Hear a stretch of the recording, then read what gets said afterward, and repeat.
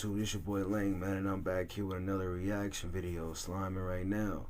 I'm about to react to Forensic Files, and this one's called Frozen in Time. Now, Forensic Files, y'all know when we do these reactions on the channel, you feel me? Y'all know that I like to break down the, like, we like to see what happened. You feel me? Like, we all try to figure out what happened. You feel me? A lot of y'all was like, there's one of them episodes where it's like, you're gonna be like, what? Even this title sounds crazy, like Frozen in Time, like what? You feel me? So we about to see what happened, you feel me? And you already know how I get with these videos. We about to chill for the next 20-25 minutes. So get your favorite snack, drink, whatever, you feel me? And we about to chill, you feel me? We about to see what happened. And before I get started, slime, you already know, if y'all new over here, make sure to check out my other Forensic File videos on the channel. Like, I got a whole playlist, so if y'all want to go see them and go see the other ones I've done, they're right there on the playlist. Or you can go see, like, check out my other reactions in general on my channel. I got music reactions,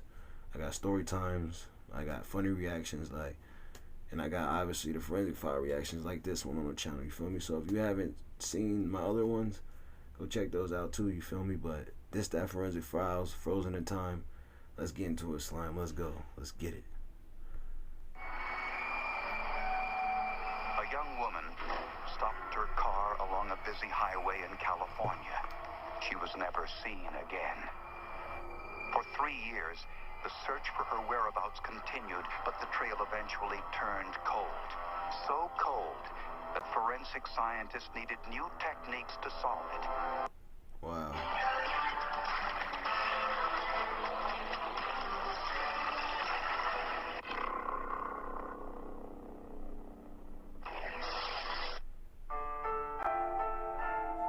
23-year-old Denise Huber lived with her parents in Newport Beach, California, an upscale suburb outside of Los Angeles. She just graduated from college, and I think she just wanted to have fun and before she settled down into a job. Denise worked as a waitress and a part-time sales assistant at Bloomingdale's. At 5'9", the striking blue-eyed brunette had no trouble attracting dates. Her most recent boyfriend was Steve. I'm dead. She was 5'9". She was tall for a girl. You feel me? That was my mom's height. You feel me? Like, she was tall for a girl. 5'9". He's a friendly, outgoing person, likes to have fun. I know that's what she would always say. Steve was so much fun. On Sunday night, June 2nd, 1991, Steve and Denise planned to see the Morrissey rock band perform in Inglewood. But at the last minute, Steve couldn't get off from work.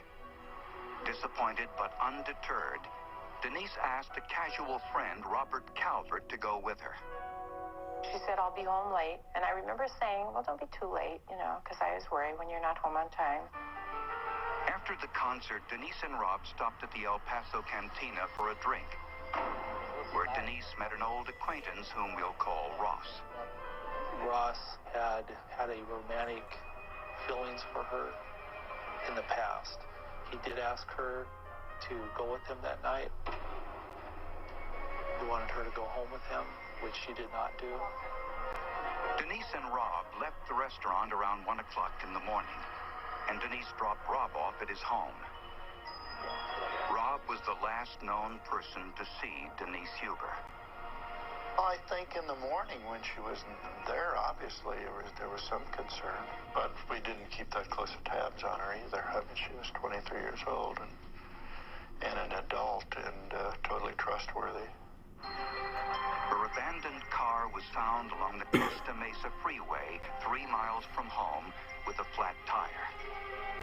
It didn't look like anything had occurred at the vehicle. It was parked between 2 call boxes that were never used that night.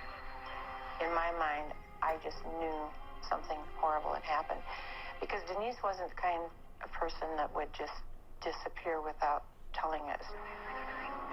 The Costa Mesa police dispatched investigators to the scene. The inside of the car itself appeared to be clean. There was no blood there. There didn't appear to be any windows broken. There didn't appear to be any damage to the car. Her purse and shoes were gone, like she'd gotten out of her car and left. The flashers were on the car, like she'd The car had broken down, and she was going to get out and go walk for help. Search dogs picked up a scent on the side of the freeway, but soon lost it. Police then canvassed the neighborhoods near the highway. But no one had seen her. It appeared Denise Huber had simply vanished. Bro, nobody can't just disappear, bro. Like, you just don't disappear, bro. Like, no. No.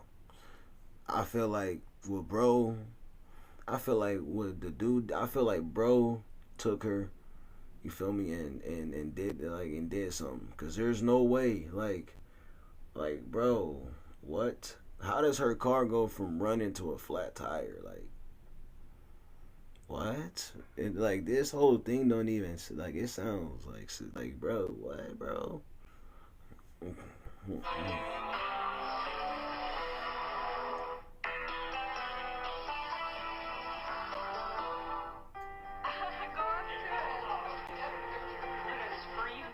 It's worse than if I think I was afraid of for my own death.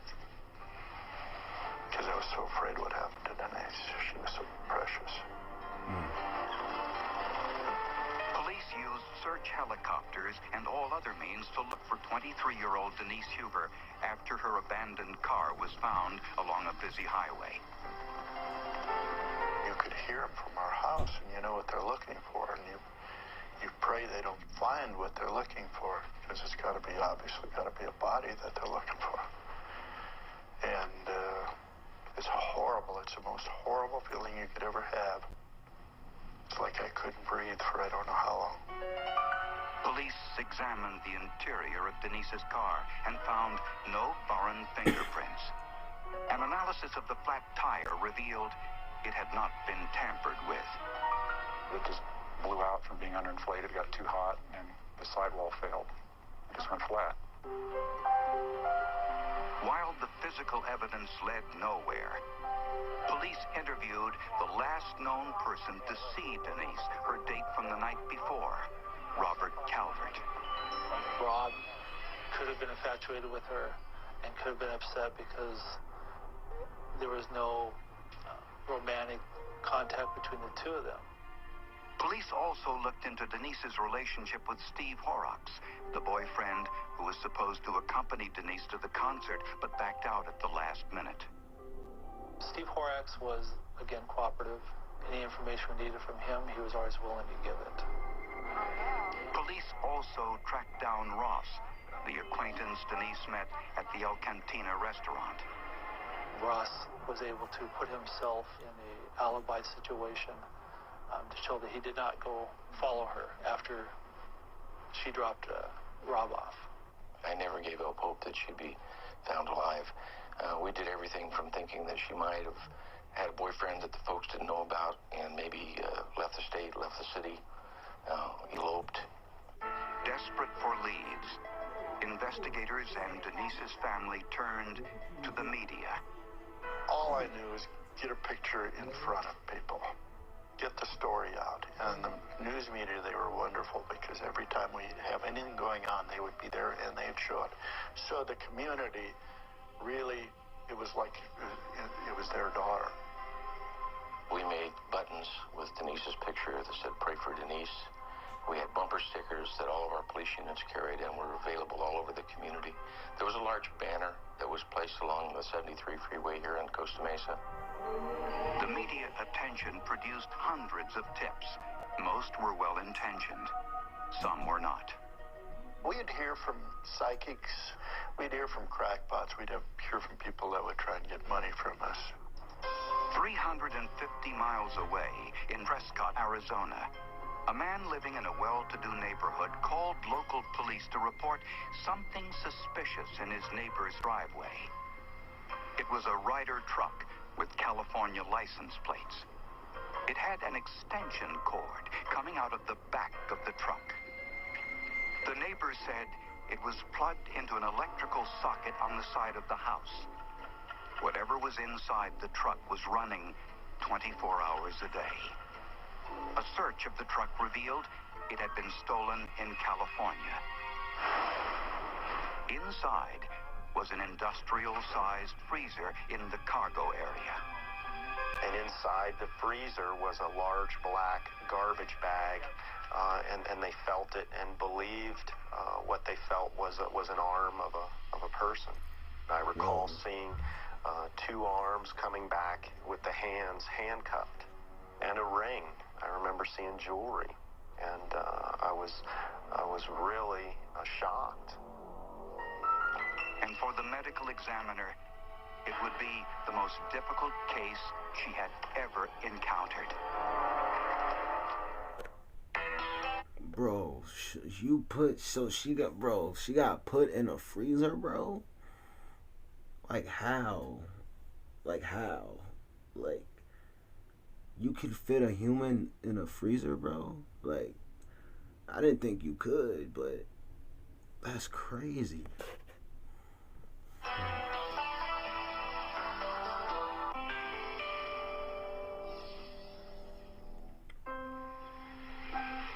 For the past year, a stolen Ryder truck containing a freezer with a human body inside had been parked at the home of 39-year-old John Familaro, a handyman and painter.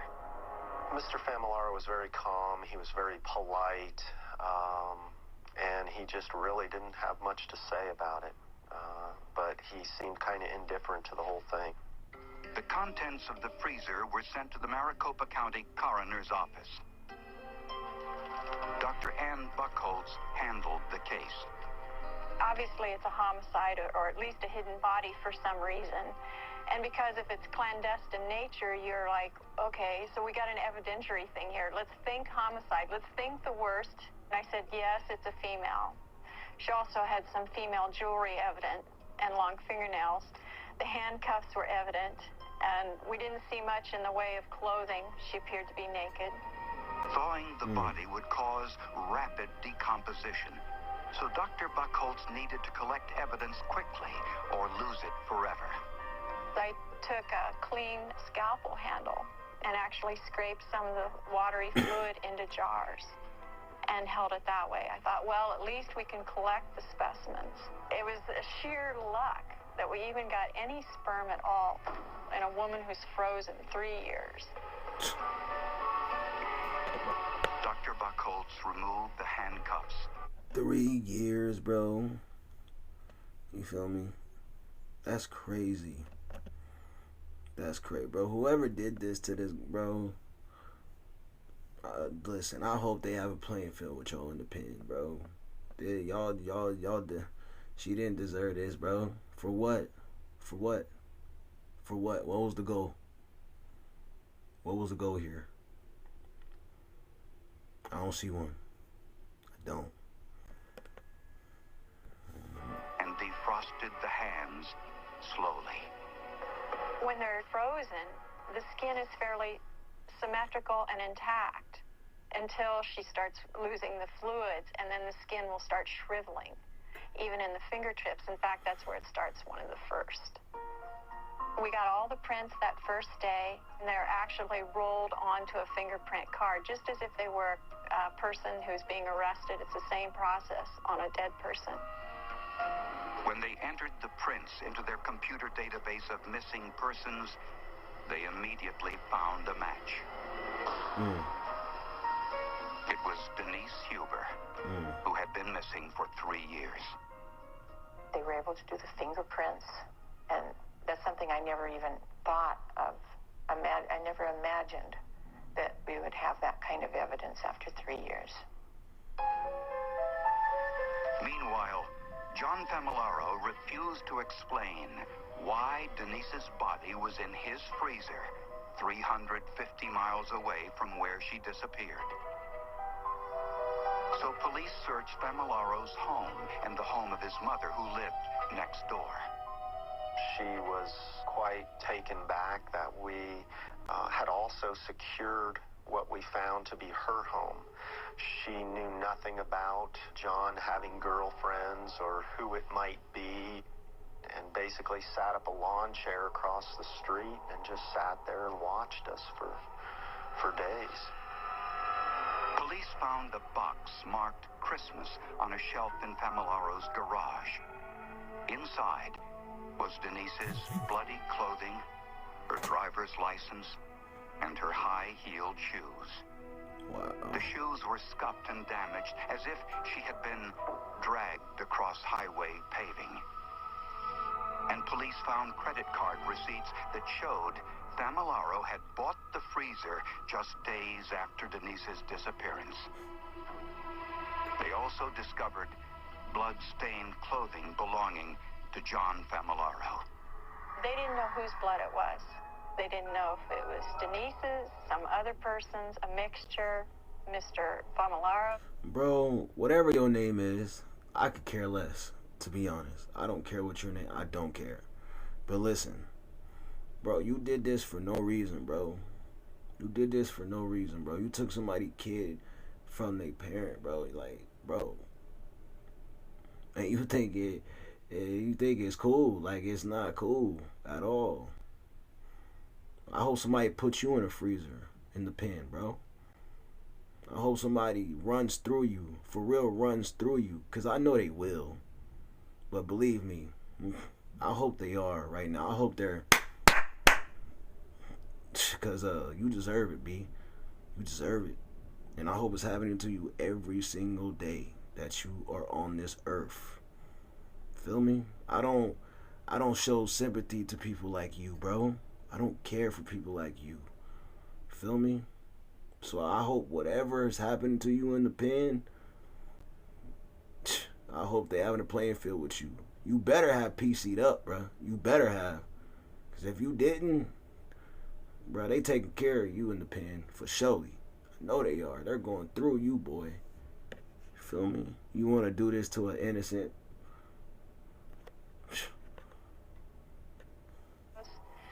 So they needed a sample of Denise's blood. Well, we didn't have blood.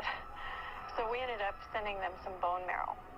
The DNA extracted from Denise Huber's bone marrow matched the DNA in the blood on Famillaro's clothes. In Famillaro's basement, police found a police officer's uniform and a dungeon. I think that all showed me he was just that type of person, not the mild-mannered person he was when I spoke to him. He had that very dark, violent other side, and it was becoming more and more apparent as the case progressed on. One of his girlfriends that we talked to said that, yeah, he had some weird sexual fantasies. One of the girls had been handcuffed and left exposed, naked and handcuffed, left exposed to an open window. The evidence implicated Famillaro in the disappearance and death of Denise Huber, but it did not explain how she died. We took off 2 or 3 black plastic bags that had encased the whole body. And inside that were some smaller white plastic bags which covered the head. And when we removed that and we started defrosting her, we actually found a gag-type device over her face and over her mouth area. It was a piece of duct tape that had been taped over her upper mouth, nose area. Dr. Buckholz discovered that Denise's skull had been severely damaged. Dr. Laura Fulginetti, a forensic anthropologist, was asked to reconstruct the skull for further analysis. You look for parts that go together naturally, and you'd start with the vault or the top round part of the head, and then you proceed towards the face. And the reason I do it that way is because the face typically has the smallest, most complicated pieces, and you want to have your framework built so that when you get to the face, you have something to put the face back onto. The forensic analysis would reveal not only how Denise Huber died, but where.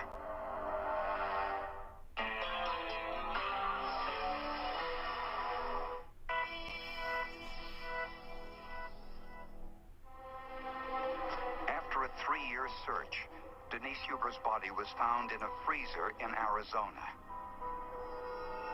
Forensic investigators reconstructed her skull in an effort to understand how she died.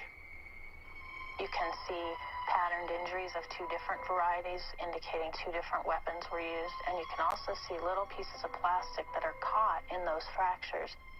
That told us that the bags were in place when she received the blows to the head. And Dr. Fulginetti discovered Denise had been hit 31 times. It's horrifying. And if I stop too long to think about how she felt when she was by the freeway, I'm paralyzed and I can't do my job. So I don't think about that until it's all over and done with. For me, it's a matter of, here's the puzzle. My job is to put the puzzle together and interpret the puzzle, and then I can go home and cry in the shower. The semen found on Denise's clothing matched John Famillaro's DNA profile. She was innocent, an innocent victim.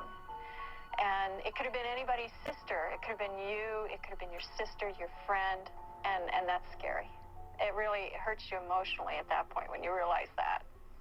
I'll be honest, I won't drive on the interstate and allow anyone to help me because of this. Police also discovered that John Famillaro was working in Newport Beach, California at the time Denise disappeared. He had rented the front portion of this warehouse for his painting business. They talked to people who rented the unit after he had moved out and abandoned it about what condition the unit was in, and they pointed us to this area in the corner where they found a large brown stain washed out with the hose, and we thought, well, we know dried blood is very soluble in water, it can be washed away. Initial tests revealed nothing. Investigators decided to wait until dark and use luminol, which fluoresces or glows when it comes into contact with the iron component in blood. We sprayed it out of a little hand sprayer. Eventually, we checked the whole warehouse, and the only thing we ever found was just that blood in the corner of the warehouse. The DNA from those blood stains matched Denise Huber's DNA. And the nail gun found in the warehouse matched the indentations in Denise's skull. Based on the forensic evidence, prosecutors believe that when Denise's tire went flat, Famillaro stopped and offered to help. At some point, he overpowered her and took her to his warehouse a few miles away. There, he killed her. He stored the body in a freezer he bought a few days after he killed Denise. 2 years later. Bro, like I said, man, I hope they have a playing field with you in the pen, bro. I hope they put you in the freezer. I hope they do all that. You feel me? I hope you're somebody's in there, bro, because 10 times out of 10 you are, because you're not like that. You feel me? But, you feel me? Dude. Like, bro, this ain't even, I don't even know what to say, man. Like, he stole the Ryder truck and took the freezer with Denise's body in it with him when he moved to Arizona. He kept the truck in his driveway with the freezer running constantly. He's kind of a sick guy. That's his thing. John has